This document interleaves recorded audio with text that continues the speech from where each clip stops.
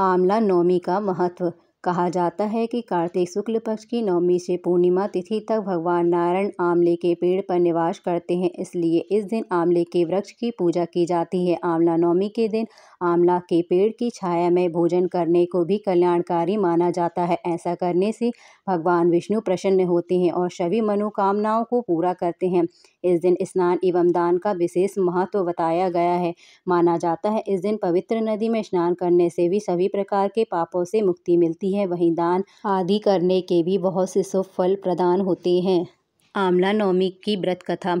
आंवला नवमी की कथा के अनुसार बहुत समय पहले एक सेठ था। वह हर साल आंवला नवमी के दिन ब्राह्मणों को आंवले के पेड़ के नीचे बैठाकर भोजन कराता था। इसके साथ ही सोना चांदी आदि भेंट में देता, लेकिन यह सब चीज़ें सेठ के बेटों को बिल्कुल भी अच्छी नहीं लगती थीं। ऐसे में वह अपने पिता से खूब झगड़ते थे।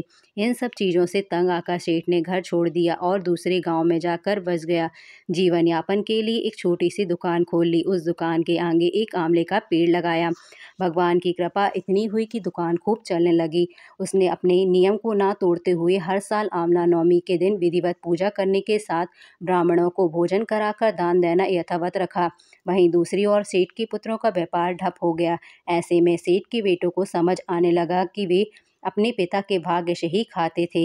अपनी गलती समझकर वे अपने पिता के पास गए और अपनी गलती की माफ़ी मांगने लगे।